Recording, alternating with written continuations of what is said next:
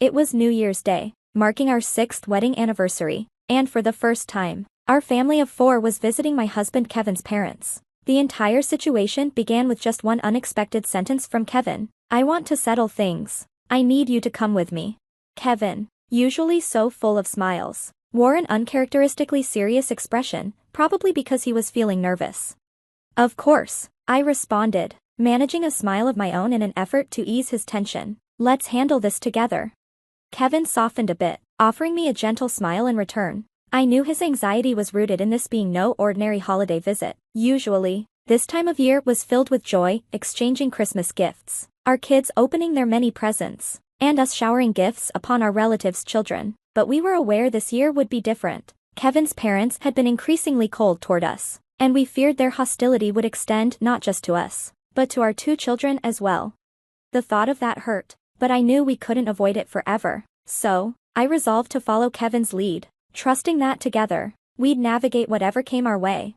Kevin and I worked at the same construction company. I had joined straight out of middle school, eager to help my mom, who'd raised me and my siblings alone since I was in 4th grade. My goal was simple, to ease her burden as soon as I could. Though it wasn't common for women to work on construction sites, I'd made up my mind. When I told my mom, she looked surprised, thinking I'd be in an office like she had been. But I was determined to be out in the field. I could never sit behind a desk all day. I had told her, I want to work outside where things feel alive. Despite her concerns, I argued with the company's CEO, insisting I wanted to work on site because the pay was better. My mom knew me well enough to realize that once I had decided something, I wasn't going to change my mind, so she didn't try to stop me. On my first day, the site supervisor called me forward to meet the rest of the crew. They were clearly taken aback. It's not every day you see a young girl straight out of school standing among seasoned workers. Sensing their surprise, I introduced myself confidently. "I'm Mary," I said. "Feel free to train me hard. I don't need any special treatment." There was a moment of silence. Then someone shouted with exaggerated disbelief, "Kevin, you've only been here a month yourself." Laughter rippled through the group, breaking the tension, and just like that, the day began. Though I had asked to be treated like everyone else, the workers were kind and patient, helping me get acclimated to the job. Kevin, in particular, stood out. He was the one who'd cracked the joke on my first day, and from that moment on, he seemed to have taken me under his wing. 3 years older than me, Kevin was the kind of guy who always lightened the mood, even when things got tense. He patiently taught me the ins and outs of the job, and whenever the work got physically demanding, he was always there to lend a hand. Over time, I found myself drawn to him, his kindness, his humor, his willingness to help others without a second thought. About 6 months into the job, Kevin and I were assigned to move materials together, which meant riding in the same truck. I had developed a bit of a crush on him by then, and sitting beside him in that small cab, my heart raced. I didn't know what to say, and the silence between us felt heavy. After a while, I finally blurted out the first thing that came to mind. "So, Kevin, what made you join this company?" He glanced at me, then answered, "I wanted to get my freedom sooner, you know?" His response caught me off guard, and I suddenly felt like I touched on something too personal. "I'm sorry," I said quickly. "I didn't mean to pry." But Kevin, ever the optimist, waved it off with a smile. "Don't worry, Mary, I made the right choice." His words made me admire him even more, and before I knew it, I blurted out something I hadn't planned. "Would you like to go out with me?" The moment the words left my mouth, I froze, my face flushing with embarrassment. I stared down at my hands, too mortified to look at him. "Good to see you," Kevin said softly as the car slowed to a stop at a red light. I glanced up, meeting his gaze. His eyes were gentle, filled with a quiet warmth that put me at ease.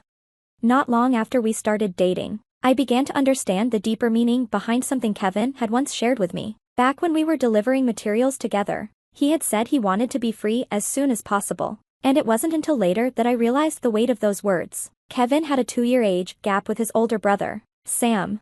Sam had always been the golden child, exceptional grades, praised by teachers, the epitome of academic success. Kevin, on the other hand, was smart but never seemed to measure up in his parents' eyes. His grades were above average, but that wasn't enough for them. They constantly compared him to Sam, and Kevin had grown up feeling like he could never quite reach his parents' expectations. But it wasn't just the comparisons that stung. Kevin's parents had poured all their affection and attention into Sam, leaving Kevin feeling invisible. While Sam attended one of the top public middle schools in the county, Kevin went to the local public school, barely receiving a glance from his parents. During those years, their attention seemed fixed on Sam's achievements, leaving Kevin without any emotional support or even a sense of belonging at home. By the time Kevin reached high school, he had already decided that the moment he graduated, he would leave his parents' house for good, and the day after his graduation, he made good on that promise.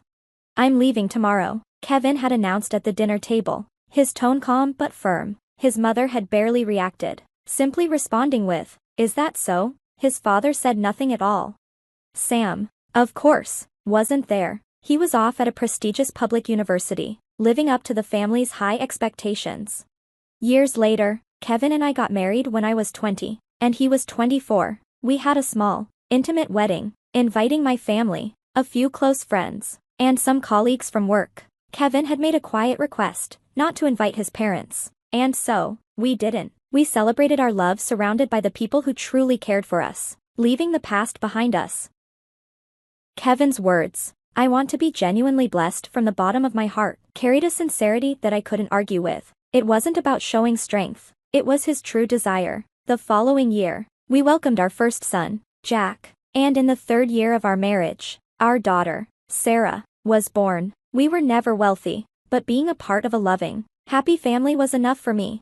Kevin, as far as I knew, had no contact with his family, so, when he mentioned returning to his parents' house for New Year's, I was surprised. "Just be yourself," he advised, but I knew it wouldn't be easy to act naturally. I couldn't help but wonder what kind of reception awaited us, how his parents would react, and how Kevin would interact with them and his brother, Sam. Would he be forced to relive the painful memories from high school? These anxious thoughts filled my mind in the days leading up to our trip back to his hometown.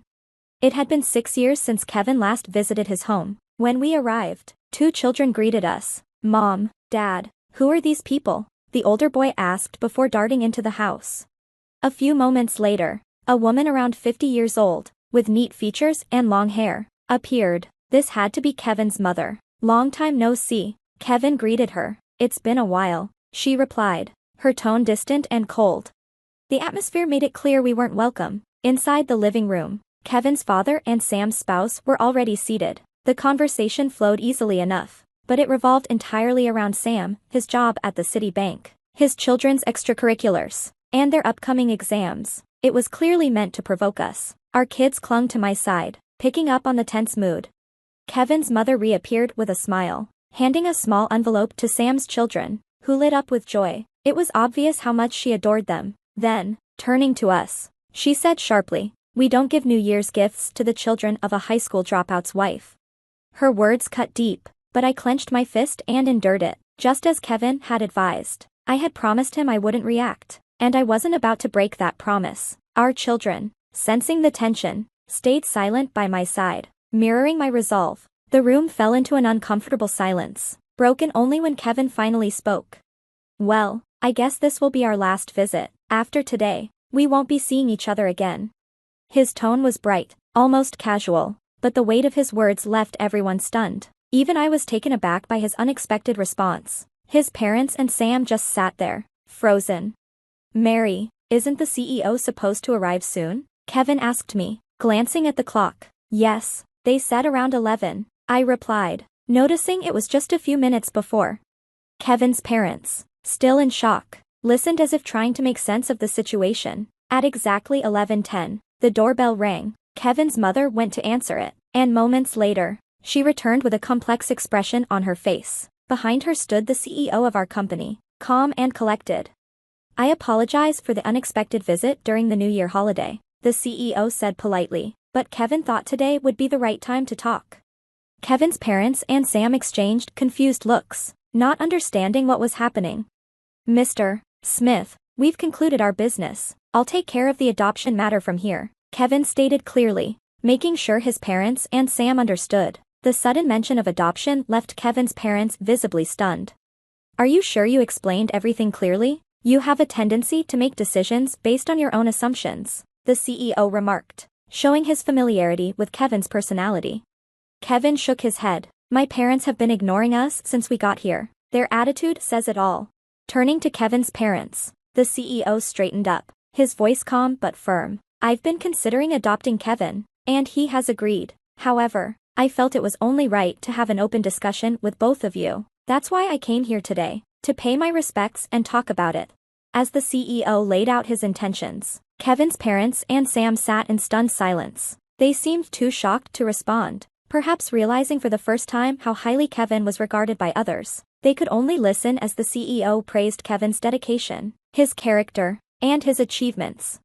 The topic of adoption had first come up about 6 months prior. The CEO and his wife, who had no children of their own, wanted Kevin to eventually take over the company. Kevin, initially unsure, had tried to decline. I'm not cut out for that, he had said, but the CEO simply smiled and replied, Are you sure? Everyone but you thinks you're the perfect fit for this.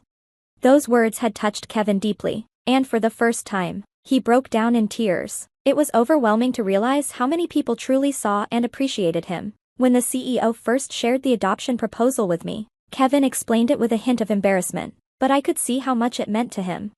Kevin has been like a son to us, the CEO continued, now addressing Kevin's parents directly. He gave us the experience of walking a bride down the aisle, something I never thought I'd have. He glanced at me with a warm smile, referring to how he had accompanied me to Kevin's wedding in place of my own father. Even after this heartfelt explanation, Kevin's parents said nothing. The silence hung heavy in the room. Goodbye, Kevin said finally, his voice carrying a sense of finality. It was clear this was his last farewell to his parents and Sam. I beg your pardon, the CEO added politely as we stood to leave. As we headed to the door, for reasons unknown, everyone followed us. Kevin's parents and Sam looked as though they were struggling to accept what had just happened, their faces blank and pale, as if they were still processing the reality of the situation.